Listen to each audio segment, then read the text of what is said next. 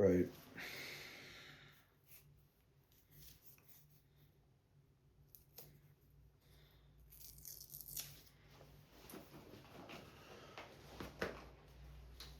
Right.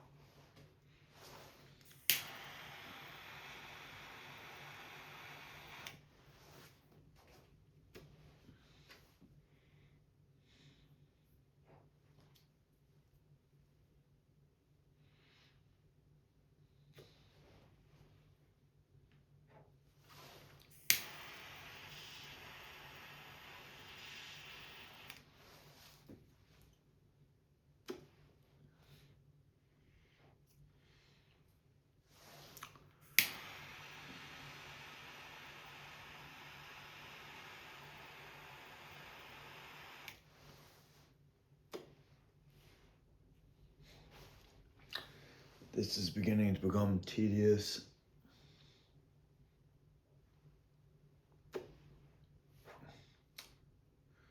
Very tedious.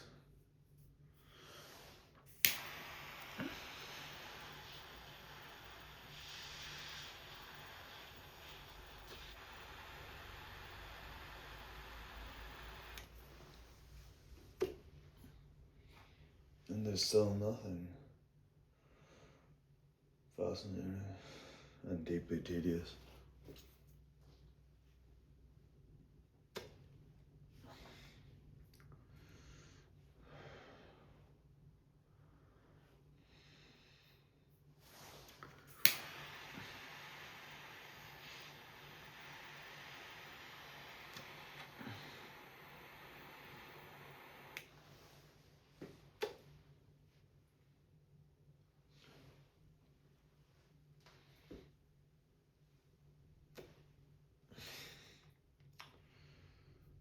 Fascinating.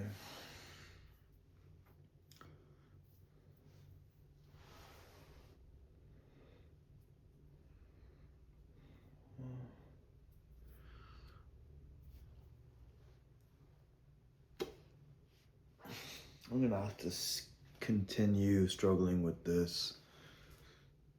I mean, I expected it to light, and it would appear on the face of it from how this cigar is put together that it should light, and I should be able to suck from the bottom.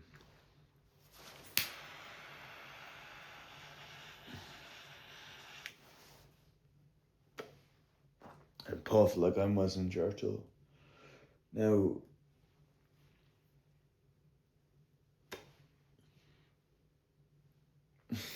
there's a little something there. Maybe worth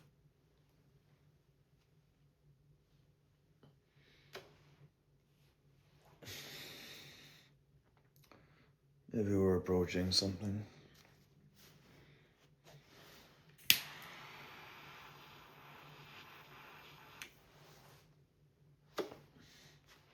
I bought two of these cigars in Bergamo, Italy. The first, which I smoked over there, both cigars are called Punch, which I wasn't sure. I didn't want to buy another Churchill brand cigar, which is in the 40 to 60 euro range.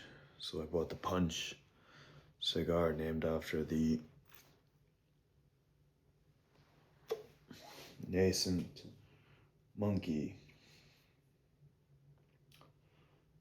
Yeah, this should be puffing as far as I can see.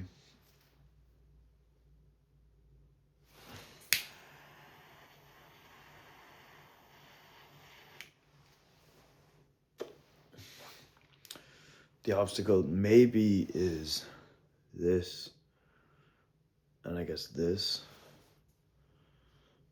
or the entire cigar is defective, which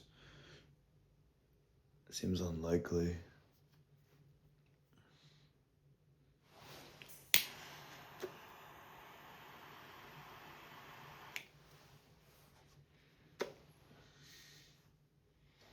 Oh Lord, why do these things always happen? Seem to happen to me.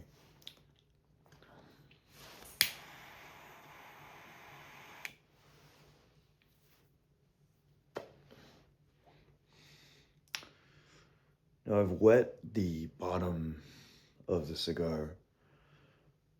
Potentially that's fatal, although I tend to wet the bottoms of all the cigars I smoke. So, someone hard to know.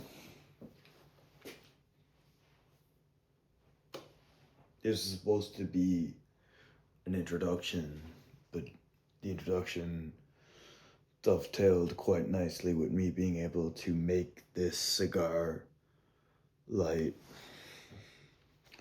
in the most basic of ways, and that doesn't seem to be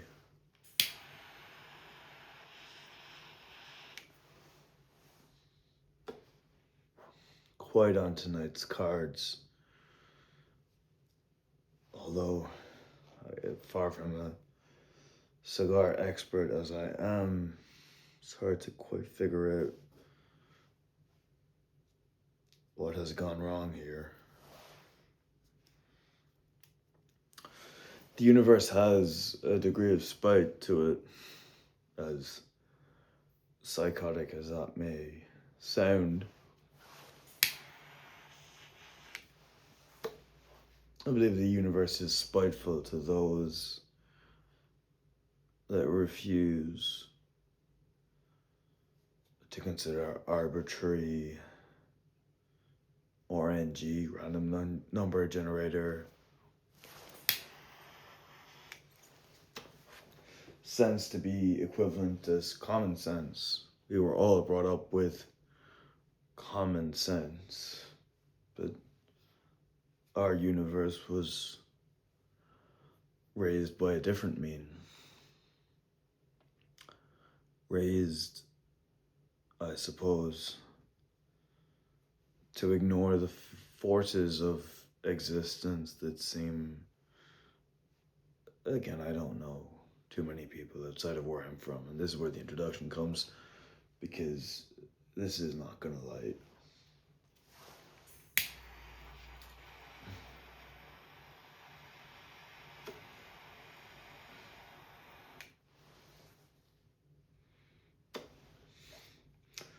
I'm struggling to figure out why.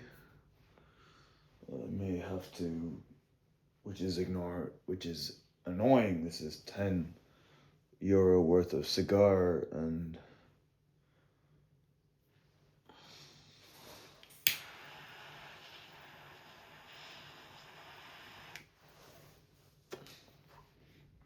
it would make sense I've done something wrong, but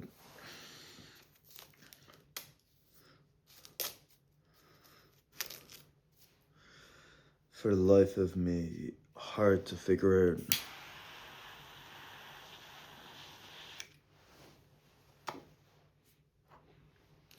where exactly I went wrong. Remember the first cigar I smoked, I was told off at an age when being told off even a little bit was fairly tantamount to betrayal, disrespect, and injury, personal injury, because I sucked on it, which I still do. I bogarted it. So the phrase comes from Humphrey Bogart, who's always smoking cigarettes. I've never watched Casablanca, but potentially Humphrey Bogart is a man for putting his spit on the bottom end of the cigarette. The old film stars had a way of becoming vernacular, even if we don't remember the film. I mean, I might have to put this out. It's a shame because I'd rather smoke this than any other eventuality.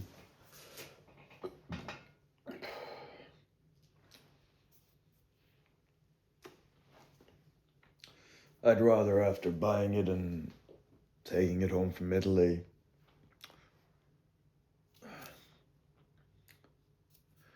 maybe it's here. It's hard to know why. But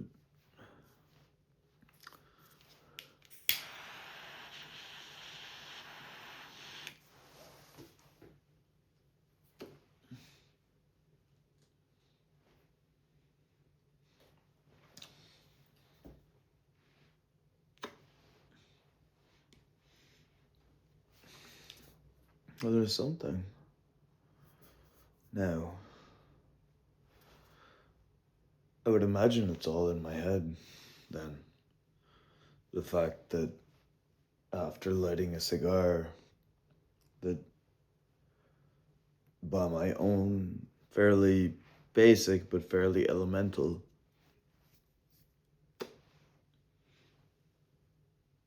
reckoning, should light all the way through. Clearly,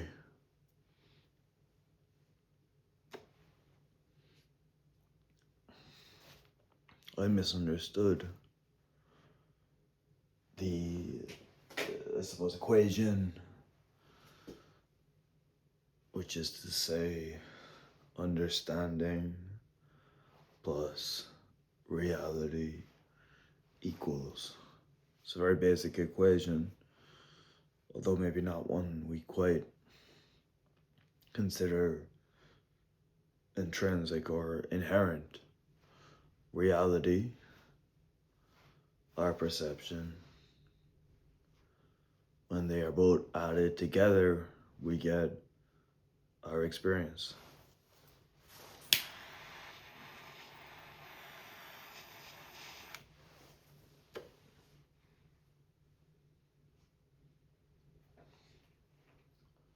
Introductions were to follow once this cigar would do me the basic courtesy, which I believe it is approaching.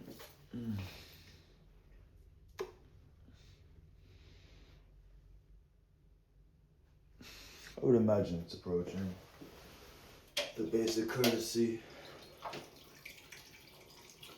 of shortening my life, which is sort of raison d'etre of any tobacco product, you know.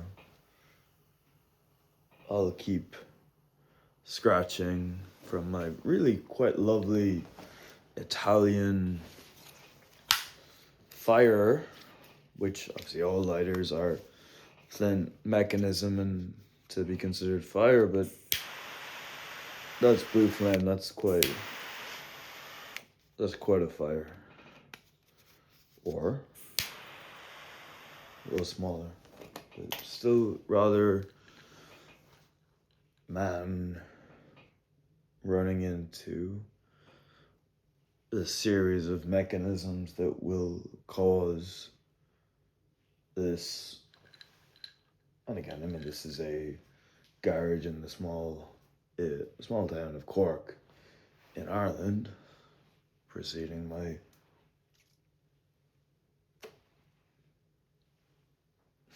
silly little introduction. The fire was how we guess reverse engineered some of the rest of it. And once we reverse engineered concepts of crop growing, reverse engineered concepts of communal sacrifice, I always stopped reverse engineering and started making science, which this is closer to science than art.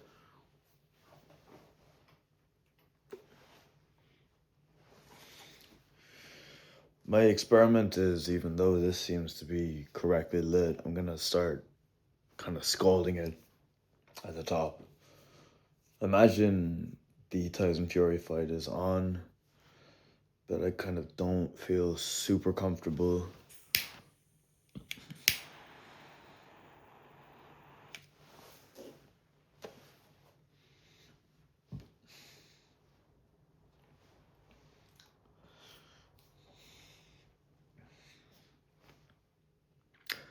Smoking a cigar that doesn't work feels disappointing, anticlimactic.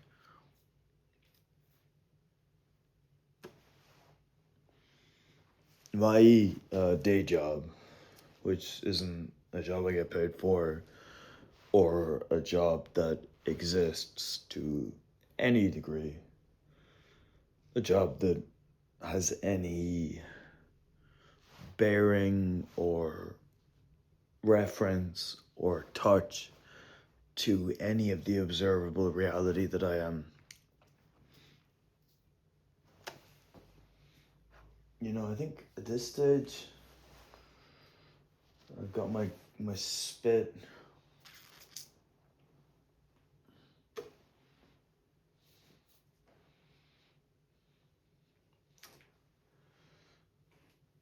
I suppose my day job is this odd video game, which is the UFC video game. Growing up, I loved UFC, loved fighting, and I was always someone who enjoyed playing video games, although never really competitively. I think the highest level I ever reached was in the game called Call of Duty 4 on a Mac.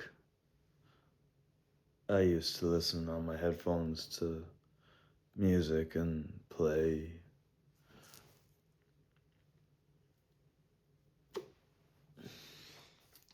You see, there's nothing there.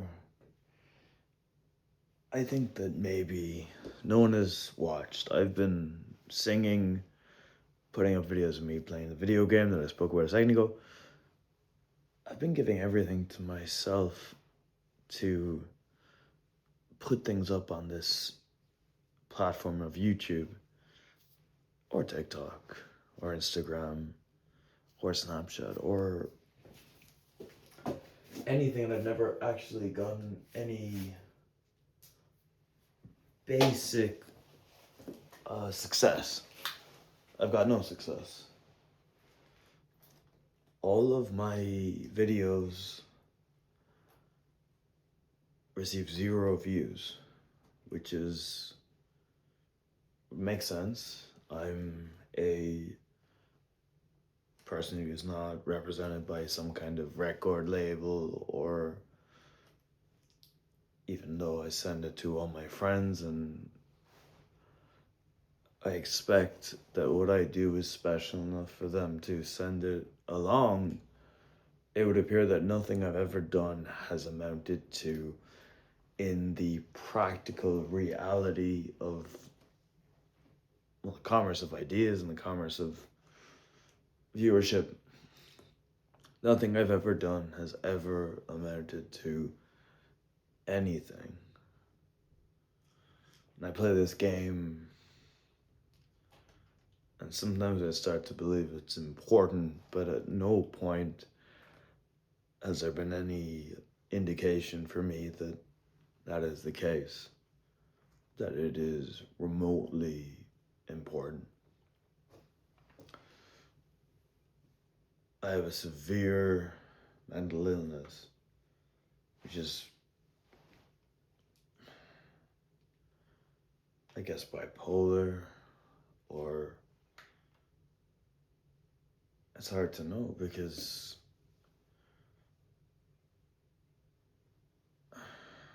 if it's depression, it doesn't seem like a depression that has a solution.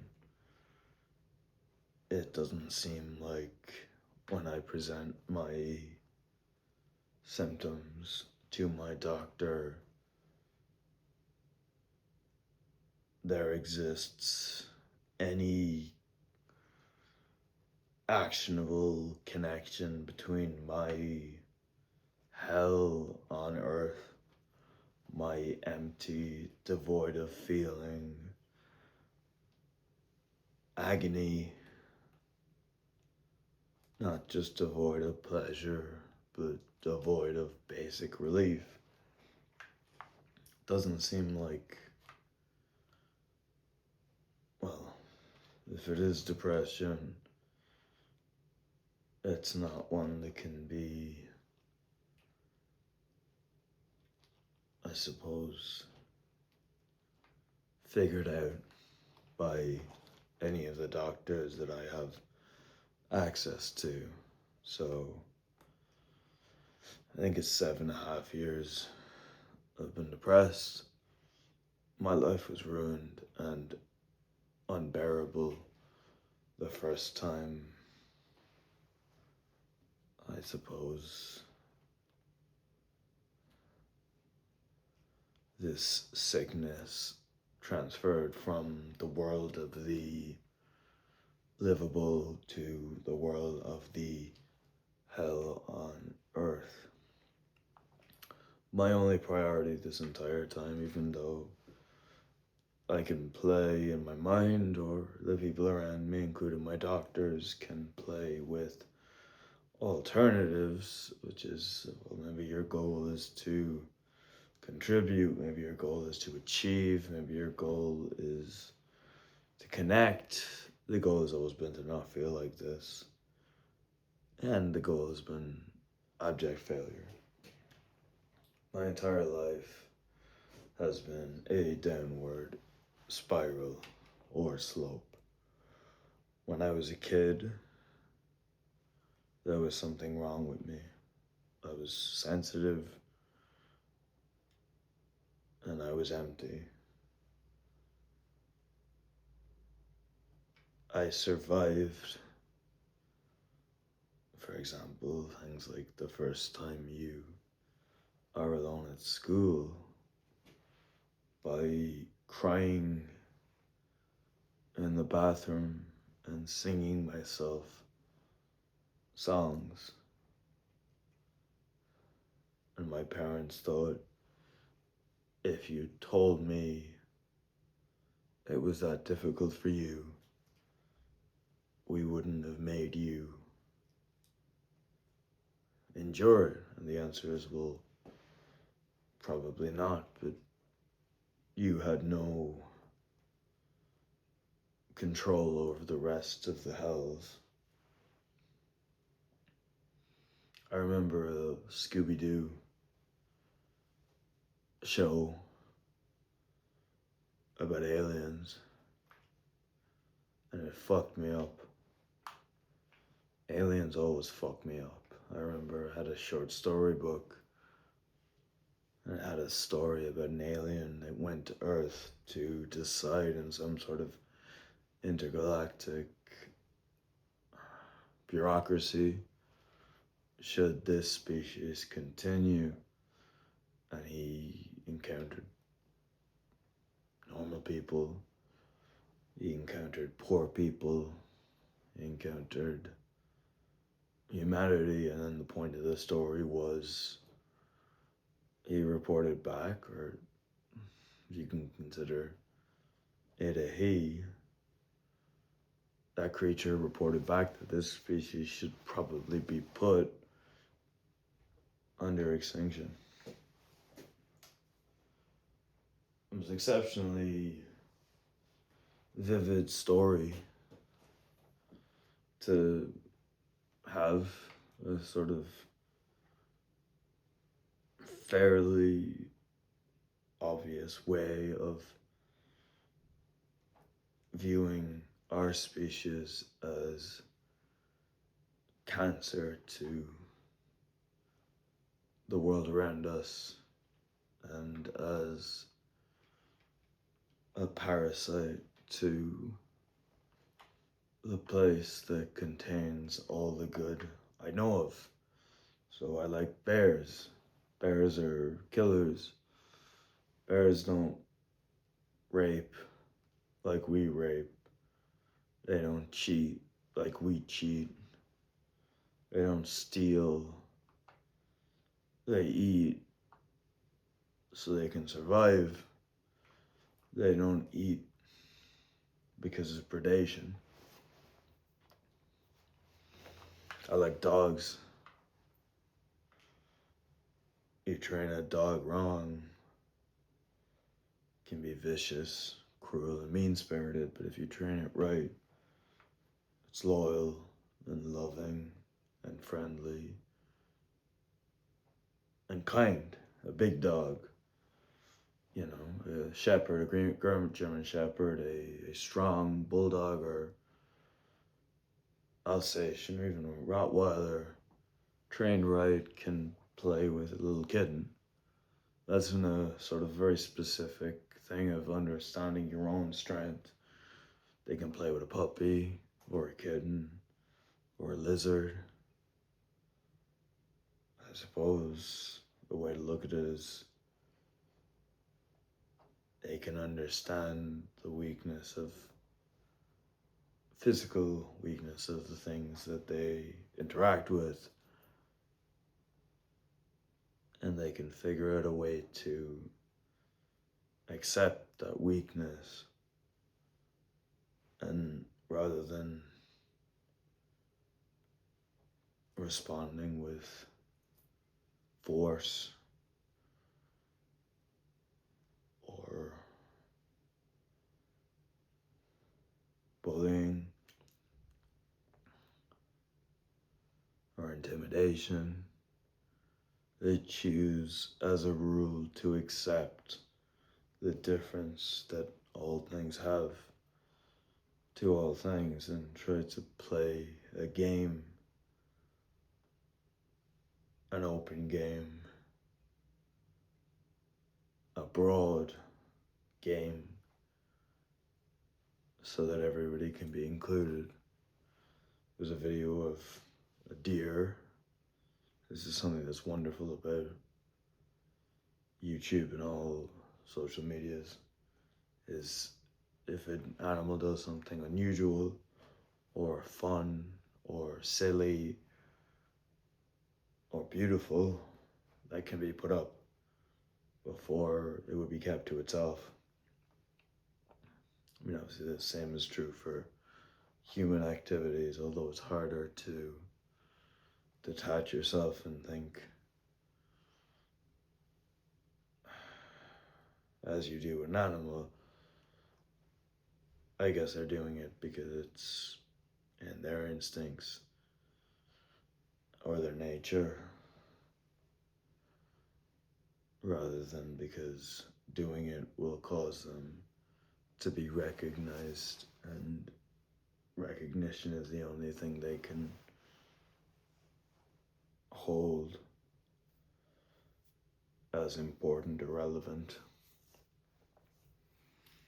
Very annoying to me that that cigar didn't work. I was gonna have to be puffing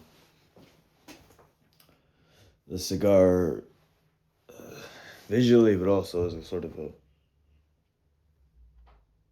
anxiety thing. But apparently not. Apparently,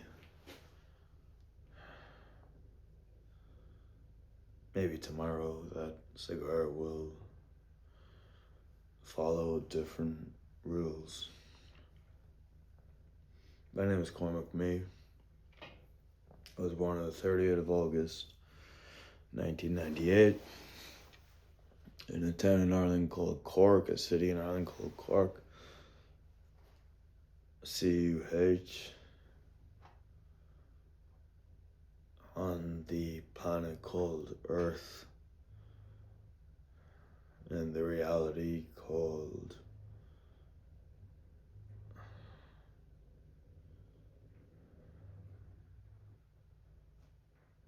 chaos. I struggled with chaos from a young age. We had a TV, and I think they played it for me. I was young. And it was a fridge. If everybody who sees this, I'm sure, knows what a fridge is. It's a physical metal structure with tubes in the back and cooling gas at the back of the back. So tube in the back, and the cooling gas goes through these tubes, and it's so rather than burying your food in the ground, you can fight the room temperature or fight the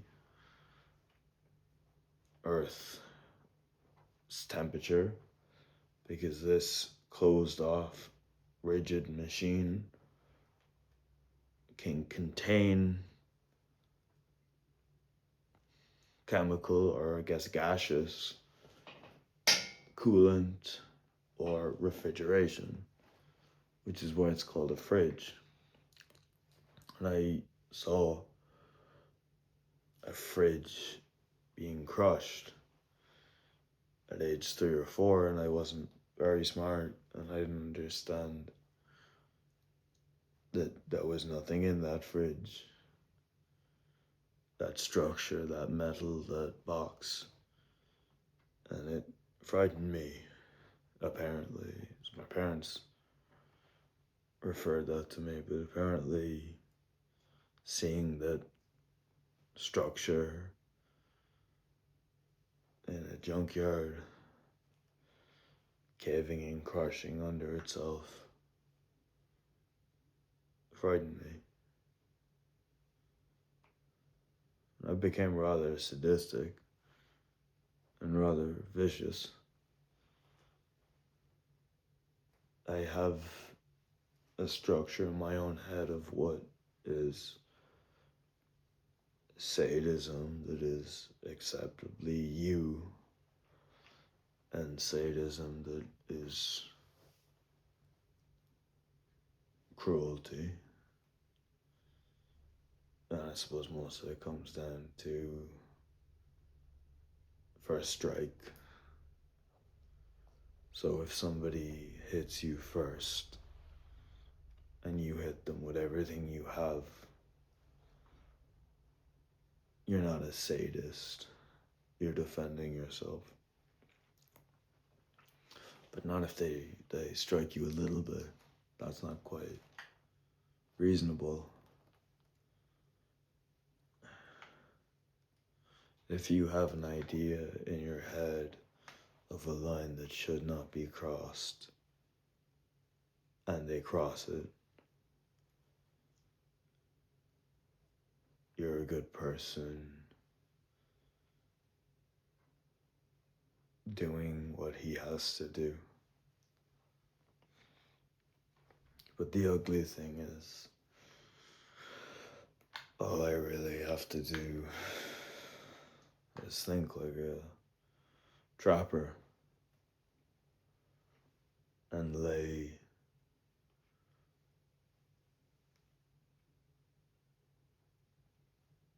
in the world or the reality around me traps. And the moment that the trap is triggered, I am entitled to do whatever it is that I am entitled to do, and I am entitled to break until you give me a signal that you are no longer capable of being broken more.